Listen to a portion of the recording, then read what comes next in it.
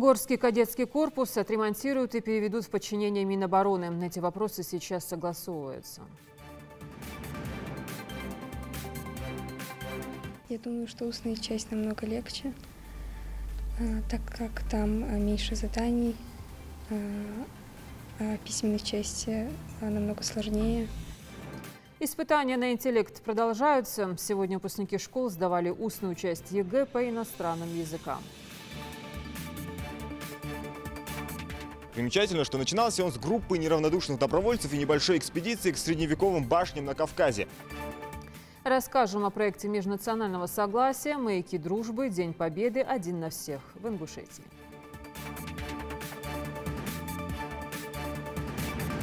Маска и перчатки только так, пока рекомендовано передвигаться в транспорте. Соблюдают ли меры безопасности наши жители? Расскажем в выпуске.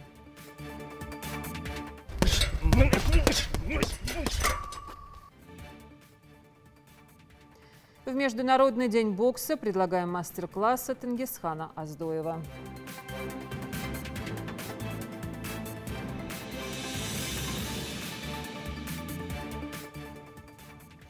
Здравствуйте, это новости 24. Около 6 миллионов рублей рассчитывает получить правительство республики из Национального фонда развития Ингушетии, созданного по инициативе главы региона, для проведения капремонта здания Горского кадетского корпуса. Об этом было заявлено в ходе правительственного совещания под председательством премьера Владимира Сластенина. Он сообщил о том, что рассматривается возможность выхода на Министерство обороны страны с инициативой о передаче учреждения в ведомственное подчинение. Это нацелено на повышение эффективности работы кадетского корпуса, поддержание его престижа, а также обеспечение материально-технического оснащения. За последние годы в училище построены очистные сооружения, закуплена необходимая форма одежды, проведен капитальный ремонт, заменена мебель, построен забор вокруг учреждения. Остается необходимым обновление водопровода, канализации, отопительной системы. Премьер-министр также обратился к представителям контролирующих органов с просьбой рассмотреть возможность смягчения административного надзора и оказания поддержки учебному заведению. Ранее Владимир Сластенин лично оценил состояние кадетского корпуса в ходе рабочей поездки в училище. Сегодня выпускники школ сдавали устную часть ЕГЭ по иностранным языкам. Напомню, основной период сдачи госэкзаменов проходит с 3 по 23 июля. Для тех, кто по уважительной причине не сможет принять участие в основные сроки, предусмотрен дополнительный период с 3 по 8 августа. В республике в этом году на основной этап ЕГЭ заявлено 2635 участников. Сегодня экзамен проходил в 2 пунктах, оба посетили наши корреспонденты. Процедура, ставшая уже привычной. Основная волна ЕГЭ на финишной прямой. Однако расслабляться рано. Безопасность на экзаменах, как и всегда, во главе угла.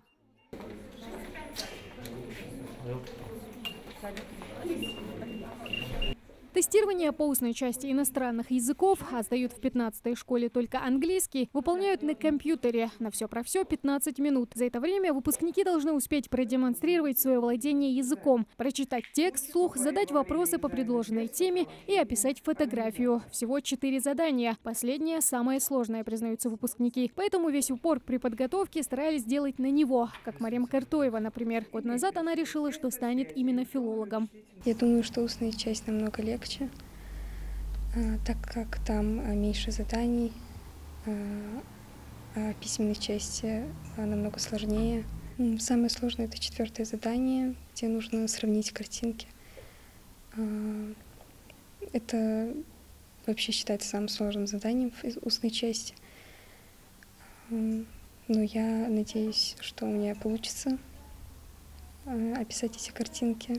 А вот Зуля Чапанова еще в 4 классе четко для себя решила. Она будущий лингвист. Упорно шла к своей цели. Читала книги на английском, старалась практиковать язык с носителями. За 7 лет сделано немало, поэтому Зуля уверена, старания не пропадут даром. Мне кажется, я справилась, хотя задания были не такие уж и легкие. Акцент я сделала на устную часть, потому что в устной части мы зарабатываем где-то 20 баллов. Раздел говорения в ЕГЭ по иностранным языкам не является обязательным. Участники добровольно принимают решение о его сдаче. Максимальное количество баллов, которые можно заработать, 20. Куда меньше, чем в письменной части. Но это хорошее подспорье при поступлении, когда каждый балл решает, попадешь ты на заветную специальность или нет. Поэтому Адам Таркоев тоже решил проверить себя в устной части. Сегодня у меня довольно хорошее настроение, я готов к этому экзамену. Надеюсь, хорошо его сдам, потому что это очень важная часть самого экзамена по английскому. Изначально для меня английский был просто причиной не сдавать историю, потому что вуз, который я хотел, там история не нужна для юриспруденции, но нужен английский. Потом уже взвесив все за и против, я решил сдавать и историю, и английский язык. Пока ребята пробуют себя в умении говорить, их педагоги, родители и бабушки с дедушками ждут своих чад за пределами пункта. Моральная поддержка не пустой звук, поэтому надеются, что их присутствие поможет ребятам успокоиться и настроиться. Внучка сдает, Зульфия Ахилькова. Девочка отличница, с 1 класса она училась хорошо, на 4, даже не на 4, на 5 училась. Ну, у нас планы как... Хочет она ГИМО, волнуемся очень, я больше всех, и девочка тоже. Но она молодец, она умница большая, так что надеемся на нее. Репетиторов нанимали, дома она сама, вот постоянно у нее это как болезнь у нее, учиться. Вот так вот. Дай Аллах успехов всем девочкам, всем мальчикам, всем учащимся успешно поступить. Всего по республике заявлено 160 человек, 158 на английский и 2 на немецкий. К слову, 80 из них сдают в 6-й школе. Как правило, иностранные языки сдают в 2 этапа. Сегодня проходил устный экзамен, а письменную часть написали 20 июля. В школе для проведения экзамена подготовили аудитории, которые по своей функциональности делятся на подготовительные и основные. Вот устная часть – это непосредственно ЕГЭ, связано с технологиями. Вдруг какие-то будут перебои. Как вы к этому отнесетесь? Ну, здесь у нас по части, технической части, естественно, у нас есть свои специалисты, так называемые технические специалисты, которые, значит, обучены в течение года, значит, и любая нештатная ситуация, значит, сразу же, значит, имеется в виду совместно, значит, с Министерством образования, РЦОИ нашей республики, этот вопрос решается на месте. В принципе, как таковых пока технических сбоев у нас нету, техника работает очень хорошо, без сбоев. Даже если что-то случится, то здесь есть специалисты, которые обучены этому делу. Так что я думаю, что проблем у нас никаких не будет. К слову, здесь, как на других экзаменах, выбирать очередность выполняемых заданий нельзя. Программа сама задает время, а тестирование проходит в своем порядке. Полминуты на подготовку, а дальше никаких трудностей, признается Зухра Ивлоева. Каждую тему девочка проштудировала от и до, и сейчас готова к тестированию. Наверное, самое легкое, любимое задание — это 3-е задание, где надо описать фотографии. Нужно представить, что ты их сделал сам, но тут уже играет сама фантазия, и легко дается задание. И если тебе легко дается язык, то это не трудно. Так что это, наверное, самое легкое такое задание из этих. Язык науки, технологий, да и просто будущего. Международный английский покоряет сердца будущих выпускников. Именно поэтому его и сдают многие абитуриенты. К слову, Адам Хамчеев вуз мечты для себя выбрал. Сейчас это его последний экзамен, поэтому сдать намерен его на 20. Планирую поступать в МГИМО на факультет МБДА. И вот сейчас мы сдаем устную часть. Мы готовились очень усердно, долгое время. И, иншаллах, все, кто сидят в этой аудитории, получат желаемый результат. Давай, тубахов, масня. Вот расскажи, как тебе далась подготовка в период пандемии? Да, она была несложная. Почему? Спокойно занимались через онлайн. Вообще никаких проблем. Кто хочет, тот всегда найдет способ заниматься. ЕГЭ по английскому языку считается одним из самых объективных экзаменов, благодаря тому, что сдают его именно устно. У будущих абитуриентов отсутствует любая возможность воспользоваться шпаргалками. Ну а удастся ли школьникам набрать необходимое количество баллов, станет ясно уже 2 августа. Тамара Хашагульгова, Хава Гагиева, Магомед Белакиев, Адам Далаков. Новости 24. Владимир Сластянин побывал на пункте проведения ЕГЭ, который находится в 6-й школе. В сопровождении председателя Государственной аттестационной комиссии сенатора Мухарбека Барахоева и министра образования региона Эсет Боковой премьер-министр проверил, как организована регистрация участников и допуск на пункты. Ознакомился с работой системы видеонаблюдения в экзаменационных аудиториях. Сластянин также пообщался с родителями выпускников и пожелал ребятам успешно пройти аттестацию. Результаты ЕГЭ станут известны до 2 августа. Волонтерская работа на мемориалах и братских могилах в городах воинской славы в нескольких регионах России. Информативные экскурсии, беседы о Великой Отечественной войне и, конечно же, новые друзья и незабываемые впечатления. Речь идет о волонтерском проекте межнационального согласия «Маяки дружбы. День Победы. Один на всех». Сегодня ребята отправились в путешествие по Ингушетии, башня Согласия, мемориал памяти и славы и, разумеется, город воинской славы Малгобек. Все подробности у Зелимхана Калоева. Долгожданная встреча. Почти все участники предыдущих форумов решили вновь повторить опыт общения. Друзья по форуму не виделись целый год, и сегодня место их встречи изменить никак нельзя. Мы ждали эту встречу 2 года, надеялись, что в 2019 должен был состояться проект, но там, увы, не получилось. Конечно, мы очень рады, что увиделись наконец-то. Надеемся, что на этот раз мы будем более активно еще поддерживать связь. В любом случае, мы всегда знаем, что нас ждут, нам рады и нас встретят как надо. Новичков этой делегации знакомят с самыми интересными фактами бытности ингушского народа, рассказывают о традициях и преданиях. Как шла сервировка стола? Ведь обратите внимание, у нас по центру стоит такой стол на треноге, да? Почему делались такие треножные столы? Соответственно, для большей устойчивости. Когда они рассаживались, по центру стола ставилась вот такая тарелка, видите, называется шу. Этот проект позволяет устранить непонимание и конфликты в межнациональных отношениях и показывает другим регионам Кавказ с лучшей стороны, всю его многовековую историю и красивые традиции народов СКФО. Элина Гусарова в республику просто влюбилась и каждый раз приезжает с восторгом. Этот проект мне, во-первых, дает мотивацию на дружбу реально со всеми народами и людьми разных религиозных убеждений, потому что даже у меня были какие-то стереотипы насчет моего народа, насчет русских людей. И благодаря, получается, своему отцу я просто взяла их и разрушила. Поэтому этот проект дает очень много опыта в общении, в коммуникации, поэтому это очень классный проект, я обожаю его. Делегация из 16 человек успела побывать в Кабардино-Балкарии, Осетии и, наконец, приехали в жемчужину Кавказа. Эти маяки впервые засветились в Ингушетии в 2016 году. Тогда была запущена пилотная версия проекта, которая прошла на ура. Проект «Маяки дружбы» существует уже 4-й год подряд. Примечательно, что начинался он с группы неравнодушных добровольцев и небольшой экспедиции к средневековым башням на Кавказе, которые впоследствии дали название новой акции и стали ее символом. Из нее и вырос масштабный проект с лаконичным и понятным девизом «Помогать, познавать, рассказывать, дружить».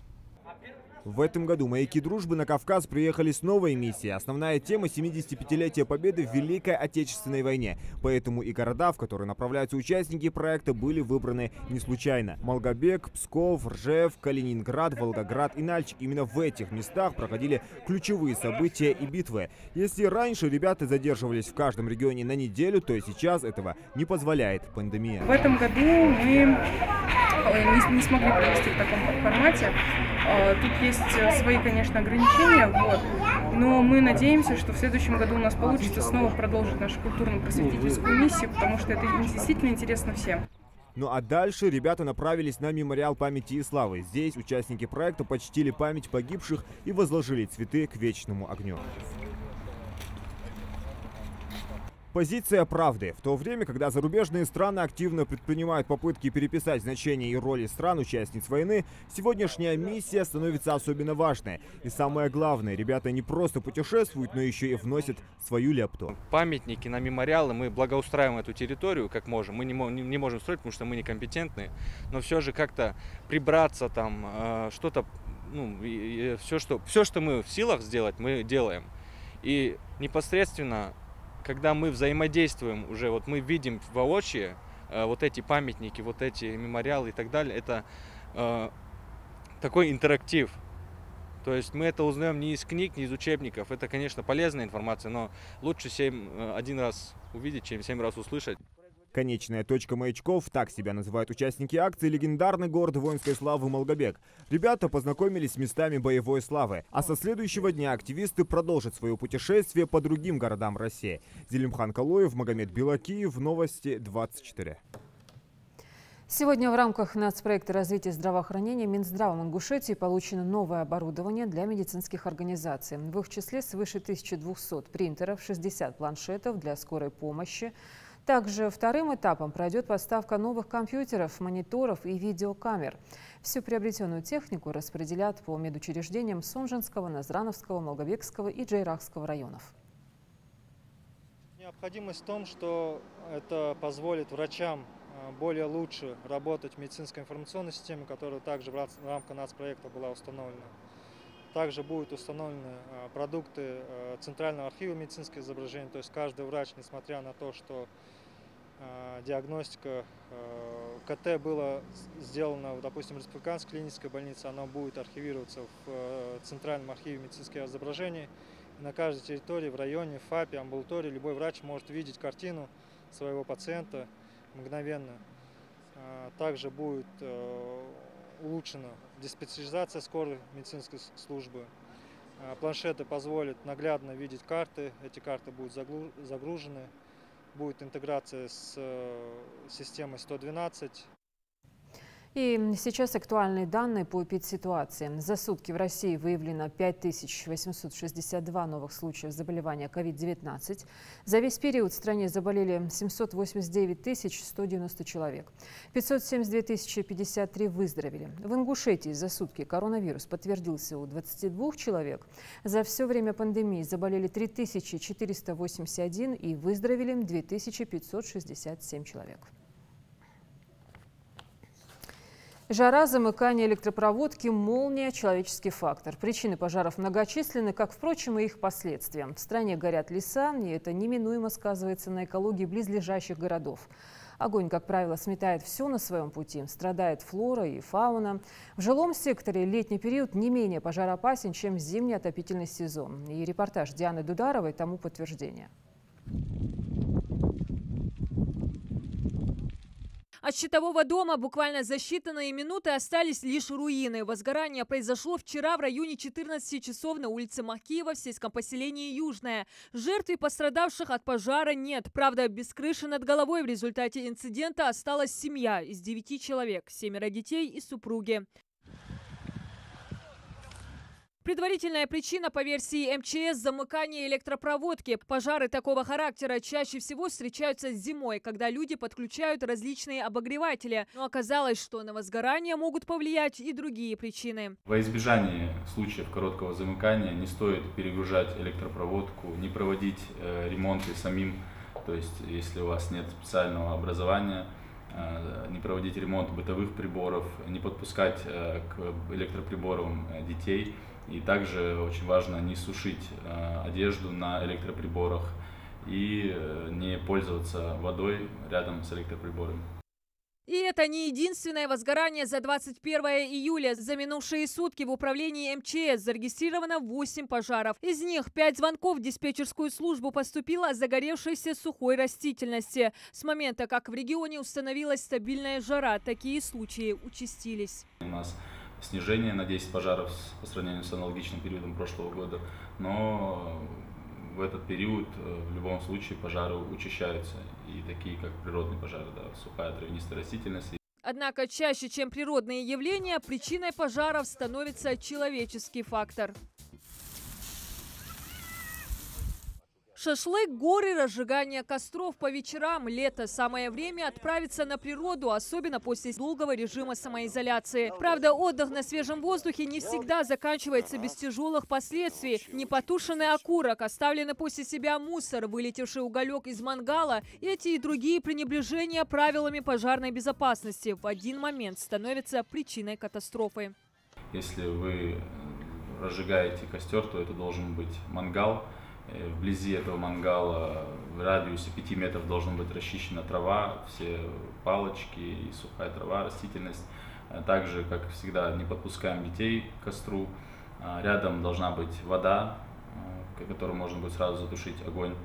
И смотреть постоянно за пламенем, то есть не отходить от него. И в любом случае вы должны находиться не ближе 10 метров к жилым постройкам и лесам. Часто к большим бедствиям приводит и намеренный поджог травы, чтобы новая росла лучше или избавиться от вредителей, а также надеясь, что контролируемый пал убережет их от неконтролируемого пожара. Однако специалисты уверяют, вреда от травяных палов гораздо больше. Территория восстанавливается не 10 лет, а почва становится бесплодной. В этом огне гибнут многие растения, животные, насекомые и нередко служит причиной возгорания близлежащих домов и хозяйств. И это все последствия экономии на удобрениях. Если человек все-таки настоятельно хочет прибегнуть к опасной традиции и удобрить почву золой, необходимо соблюсти большое количество правил и требований. Правда, соблюдающие их практически ни разу еще не встречались. Сжигание абсолютно запрещено,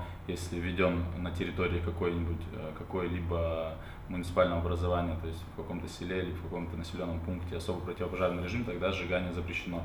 Но если особо противопожарный режим не введен, тогда есть определенный ряд правил, в которых это разрешается, но там их достаточно много и очень редко кто-то соблюдает. По периметру должны быть люди с огнетушителями, это должно делаться в безветренную погоду, то есть там много правил, которые требует соблюдать. Но при несоблюдении этих правил в Кодексе об административных правонарушениях предусмотрены ряд статей и ряд видов штрафов как на должностных лиц, на юридических. Несмотря на то, что столбик термометра за последние 2 недели поднялся почти до 40 градусов, представители МЧС аномальной жару не могут назвать и подчеркивают, при соблюдении мер предосторожности случаев возгорания можно избежать. Всего с начала лета на территории Ингушетии зафиксировано 72 пожара. 51 из них в жилом секторе, 21 на прочих территориях и 1 лесной пожар. Диана Дударова, Адам Далаков. Новости 24. Такое соседство невыносимо, считают жители улицы Сунжинская в Экажеве. Причина недовольства – неприятный запах и назойливые мухи. И все это из-за ферм, которые находятся в непосредственной близости. Сами владельцы коров уверяют, что разведением скота они занимаются еще до заселения частного сектора, и за все это время на них пока никто не жаловался. Да и вся документация у них в порядке. Но наш корреспондент нашла еще один источник бед. Обо всем расскажет Светлана Томова. С проблемой о том, что по улице Сунжинская в Экажево невозможно находиться дома и чувствуется неприятный запах, к нам обратилась жительница села Лемка Аушева. По ее словам, ни днем, ни ночью они не имеют возможности подышать свежим воздухом. Запах навоза распространяется по всей окрестности, и исходит он из ферм, расположенных рядом. Фермеры их держат недавно. Вот с весны, можно сказать.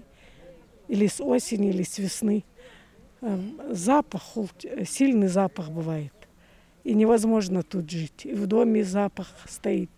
Исрапил Аушев живет на этой улице уже 2 года. По его словам, практически с первого дня переезда он не может элементарно выйти во двор, чтобы посидеть. Открыть дверь дома тоже нет никакой возможности. Сразу залетают навозные мухи. На наш вопрос, обращались ли они к фермерам со своей проблемой, каждый из присутствующих ответил отрицательно. Но слышали, что после звонка одного из соседей фермер ответил жестко, что, мол, вопрос решать не намерен. Правда, проблему, по словам Исрапила, необходимо решить, и в этом они рассчитывают на нашу съемочную группу.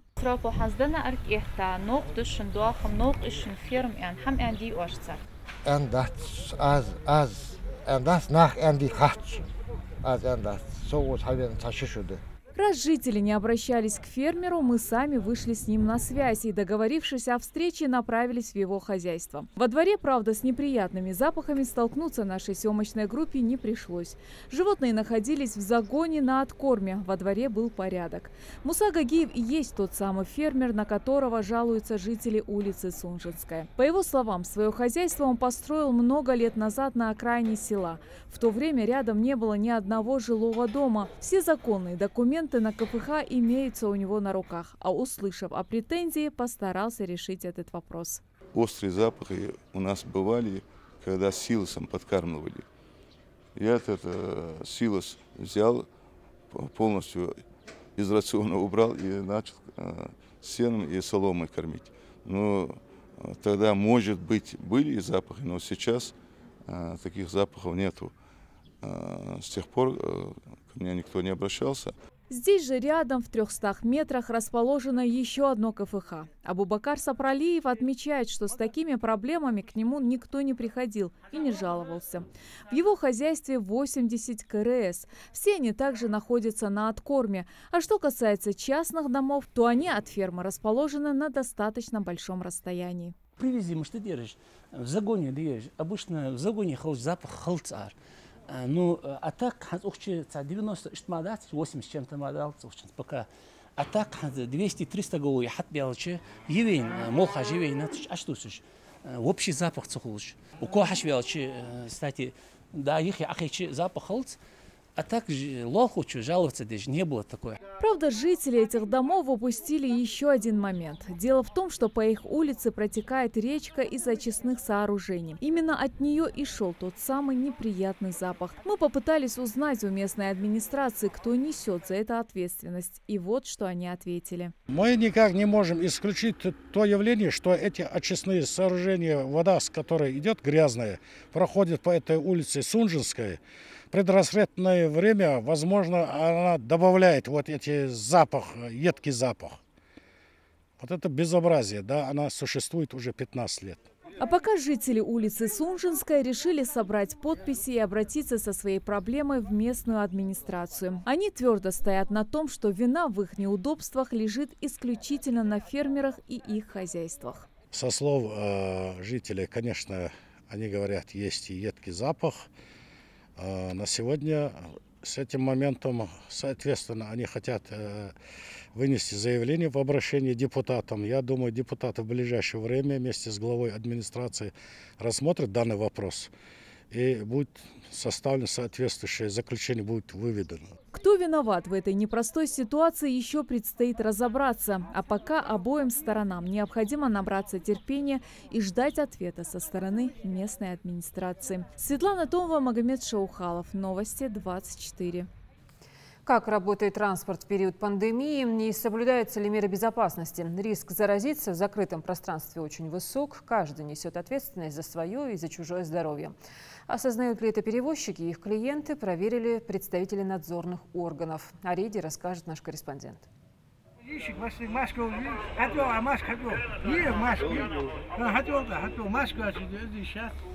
Маски, перчатки и антисептики должны быть у всех пассажиров, объявляет Магомед Чеджоев. Водитель маршрутного такси Республиканского автовокзала также предупреждает находящихся в салоне о том, что без средств индивидуальной защиты никого не повезет. Как выяснилось, это не прихоть самого шофера, а строгие меры против распространения новой коронавирусной инфекции, обязательные для всех. Сам Магомед уже около 30 лет за баранкой транспортных средств. Он убежден в том, что водитель в первую очередь должен подумать о безопасности своих пассажиров, за которых несет личную ответственность.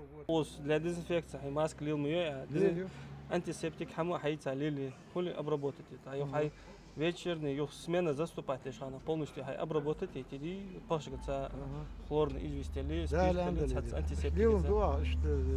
Соблюдать, важно молодо соблюдать. Они дадят лазер это послабление или лазер душ душа, что лорлу душ, что да, пассажир лорлу душ. На протяжении всего рейдового мероприятия и объектив нашей камеры, и сотрудники Роспотребнадзора зафиксировали несколько нарушений пассажирами масочного режима. Но после соответствующих замечаний они тут же поспешили исправить свою оплошность. На случай, если у пассажира не окажется с собой этих самых средств индивидуальной защиты, у водителей припасены несколько комплектов. У вас в машине имеются средства индивидуальной защиты, антисептики? Есть. Специально могу показать. Покажите, пожалуйста.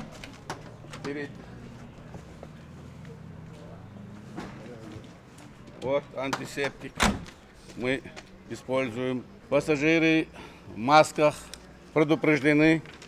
Постоянно делаем дезинфекцию после рейса. Духота в салоне автобуса иногда невыносима, особенно когда на улице установилась отметка в плюс 40 градусов, рассказывает Заурбек Нальгиев. Частый пассажир иногородних рейсов, он согласен, что безопасность превыше всего, поэтому к требованиям безопасности в условиях коронавирусной пандемии относится с пониманием. Это же меры. Их надо соблюдать. На какое-то время создается эта мера, поэтому не постоянно. Поэтому приходится терпеть как-то. Приходится смириться с этим. Другого выхода нет. Надо свою семью обеспечить безопасностью. Как выяснилось, водительский состав автовокзала предупрежден и вооружен. Нам стало интересно узнать, каково положение дел у персонала в здании автовокзала. Например, сотрудники кассы первыми встречают и общаются с пассажирами. И поэтому так важно соблюдение ими элементарных мер против коронавирусной инфекции. Средства гигиены, антисептик, элементарные средства защиты от коронавируса, маски, 1,5 метра, социальные. Можно конечно. Обязательно. Лазер гадянда, что еще продолжается. В условиях неблагоприятной эпидемиологической обстановки, связанной с распространением коронавирусной инфекции по всему миру, особенно актуально соблюдение этих самых простых рекомендаций для защиты себя и своих близких. Именно поэтому 25 мая текущего года Министерством транспорта страны совместно с руководством Федеральной службы по надзору в сфере защиты прав потребителей и благополучия человека был утвержден план мероприятий. Данную работу мы сегодня проводим тут. Из проверенных автотранспортных средствах таких существенных нарушений данных требований нами не выявлено. Каждый период улучшается обстановка. Водители и пассажиры с пониманием относятся к тем требованиям, которые предъявляются в связи с коронавирусной инфекцией. Мы проверяем общественный транспорт на соблюдение требований по профилактике коронавирусной инфекции самими водителями маршрутного транспорта и пассажирами. Смотрим наличие элементарных средств защиты. Это маски, при необходимости перчатки, антисептики и рассадка в салоне транспорта пассажиров. Распространяющаяся коронавирусная инфекция стала причиной неразберихи в расписании иногородних маршрутов. В этом нас просили разобраться в своих многочисленных просьбах и жалобах местные жители. По словам Джамалила Костоева, эти неудобства были временными, и стабильный график междугородних перевозок сейчас доступен на официальном сайте перевозчика. В период самоизоляции у нас графики были смещены, то есть некоторые мероприятия были вообще пока временно приостановлены, потому что были соответствующие рекомендации и требования по указам. То есть действие некоторых маршрутов было приостановлено. А так, в принципе, все междугородние сообщения, так называемые межрегиональные, с другими субъектами у нас отправляются в соответствии с графиком утвержденным, который размещен на сайте самого перевозчика и на сайте официального объекта транспортной инфраструктуры данного автовокзала. Если будут конкретные какие-то направления, по которым не соблюдается график, я хотел бы отметить, что есть возможность обратиться в нашу структуру и обратиться к самому перевозчику, чтобы данную ситуацию исправить. Радует и то, что во время рейда не было зафиксировано ни одного грубого нарушения правил поведения, как со стороны водительского состава, так и персонала автовокзала, так и пассажирами. Как выяснилось, в период карантина такие мероприятия станут еженедельной традицией, а нарушители будут привлекаться к административной ответственности. Михаил Тангиев, Адам Мережков, Магомед Шаухалов, Новости 24. Регулярно мы возвращаемся к теме санитарного состояния заповедной зоны Джейрахского района. Горы сейчас как спасательный круг в период отпусков для большинства жителей нашей республики, да и не только. Отдохнуть хочется, а выезжать на отдаленные расстояния боязно. Вот и увеличился турпоток с равнины. Подышали воздухом, нажарили шашлыков, пофотографировались, а вот убрать за собой мусор – это дело сугубо индивидуальное. Только вот с таким отношением к природе отдыхать скоро будет просто негде. Сотрудники заповедника Эрзи организовали субботник, не остался безучастным и наш корреспондент. Рамзан Наурбиев со своими одногруппниками решил поехать в горы. Во время карантина они ради безопасности близких не виделись, и сейчас это послужило поводом для полезного времяпровождения с друзьями. Несколько человек собрали все необходимое для этого и заранее определили себе место для ночлега на природе. Выбор пал на берег Асы возле башенного комплекса Таргим. Но по прибытии на место их ждала печальная картина. Груда мусора, разбросанного по всему периметру. Хозмыштеде кышкаман сөгөз дэчим хэтмэг мия цар мох бац цалору бацэ отан алла да босо нохо довой я хамлоды диш довой бодаш нах ачхати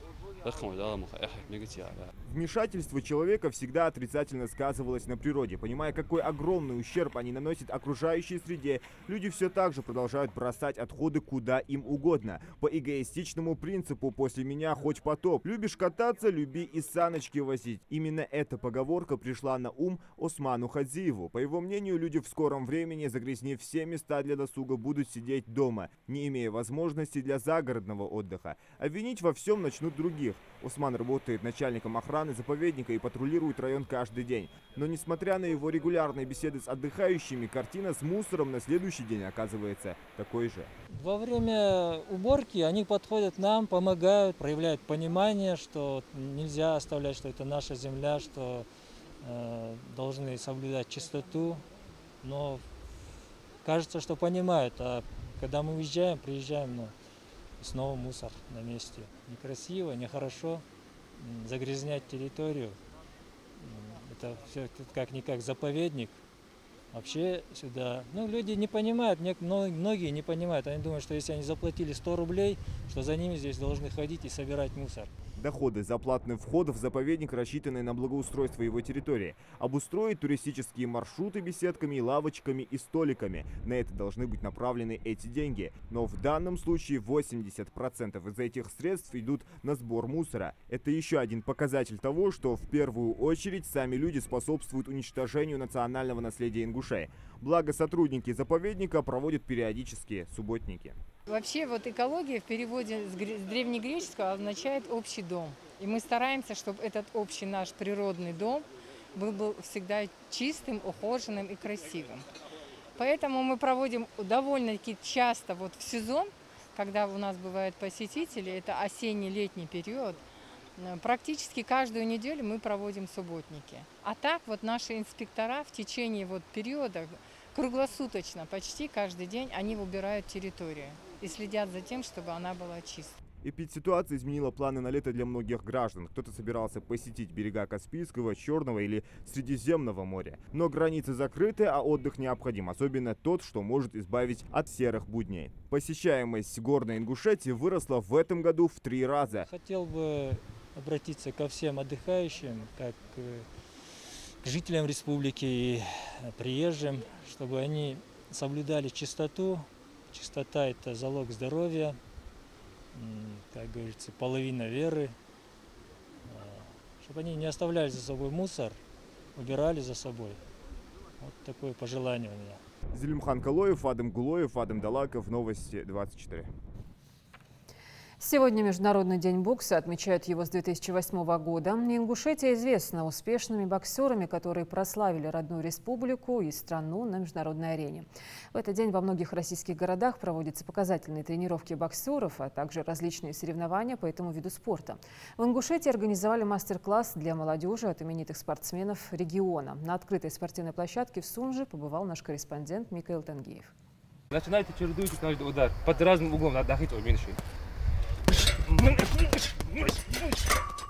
Глядя на то, как работает с грушей Ингисхан Оздоев, невольно возникает желание прямо сейчас пойти и записаться в секцию бокса. 4-кратный чемпион мира по карате, чемпион России по боевому самбо и боец международной лиги ММА. Точно знает, как правильно бить, чтобы каждый удар пришелся в цель. Подходя к груше, нельзя сразу начинать бить с размаху, со всей силы. Здесь можно травмировать руку, и поэтому лучше начинать потихоньку с самых простых ударов. Левый, левый. И заряжаем правый. Получив первые уроки от именитого спортсмена, Резван Хамхоев решил попробовать себя в деле. Мастер-класс не прошел даром, и Ингисхан отметил, что потенциал есть и немалый. Впрочем, наш герой и сам в прошлом каратист, и поэтому ударная техника для Рамзана не в новинку. Ингисхан мастер-класс проводить. حاجة سيبروبوت إيش حبين وصوص. جو بيت بوش خنيتا ماسك حداقة بيرج دي حجج بيت إتاخسان فيتسون تام بيرج. Его Величество бокс. Именно так порой называют этот вид спорта поклонники по всему миру. А все из-за зрелищных боев, которые демонстрируют профессиональные спортсмены на мировых рингах. Бокс – это контактный вид спорта, в котором спортсмены наносят удары друг другу руками в специальных перчатках. Бой длится по 12 раундов, а все происходящее на ринге контролирует рефери. История бокса насчитывает более 2000 лет. Принято считать, что спортивным единоборством бокс стал в 688 году до нашей эры, когда кулачные бои впервые были включены в программу античных Олимпийских игр. В современном виде этот вид спорта зародился в Англии в начале 18 века, а с возрождением олимпийского движения в 1920 году бокс вошел в список олимпийских видов спорта. Во многих странах существуют собственные разновидности бокса. Французский бокс во Франции, летхвей в Мьянме и муай-тай в Таиланде. В Ингушетии более популярен классический бокс, и молодые ребята не упускают возможности прийти на площадку и отработать пару-тройку ударов на кожаном мешке.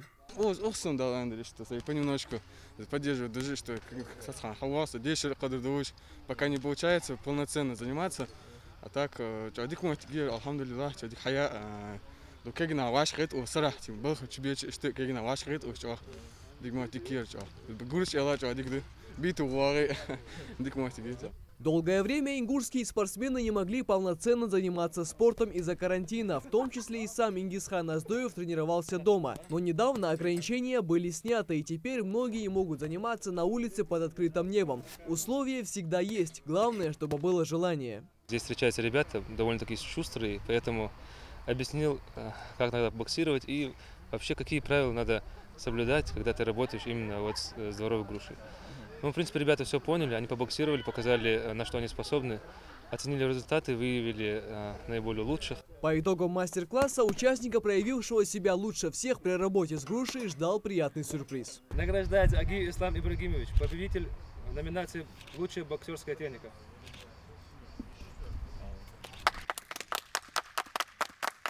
Подобного рода акции уже состоялись в 10 субъектах России, а на Кавказе мастер-классы по боксу прошли в Ставрополе, Кабардино-Балкарии, Чеченской Республике и Республике Дагестан. В нашем регионе организатором выступил региональный штаб «Молодая гвардия Единой России». Так как бокс считается чистым видом спорта, и у нас есть даже олимпийские чемпионы и историческая практика есть, то мы хотим, как уже сказал глава республики, возродить и популяризировать бокс в молодежной среде. Наш регион может похвастаться множеством прославленных спортсменов в этом виде спорта. После победы Рахима Чехкиева на Олимпийских играх тысячи ребят ринулись в спортзалы, чтобы добиться тех же успехов, что и наш земляк. Нельзя не вспомнить и легендарного спортсмена, мастера спорта по боксу Ислама Тимурзиева, обладатель Кубка мира, чемпион Европы, победитель различных первенств России. 5 лет назад он покинул этот мир, но внес огромный вклад в развитие бокса среди ингушской молодежи. И сегодня руководство региона создает все условия, чтобы имена ингушских боксеров вновь зазвучали по всему земному шару. Михаил Тангиев, Майрбек Межоев, Новости 24. Ожидается бой Рашида Кадзоева за звание чемпиона России по боксу среди профессионалов в тяжелом весе. Ранее его переносили. Когда мы сможем увидеть зрелищное противостояние и как готовится спортсмен, узнаем из репортажа Зелимхана Калоева. В его ежедневном распорядке нет времени для отдыха. Он боксирует, бегает, тренируется в спаррингах и настроен только на победу. Выйти на ринг, чтобы оспорить звание чемпиона России среди профессионалов в тяжелом весе, он должен был еще 25 июня. Однако соперник ингушского боксера не успел восстановиться к дате анонсированного боя. Я очень хорошо подготовился к этому бою.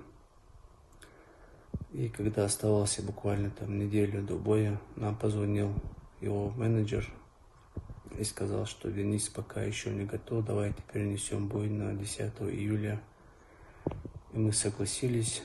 Продолжали свою подготовку. Потом опять он позвонил, менеджер его, и сказал, что Денис пока не хочет боксировать вообще. Не готов боксировать.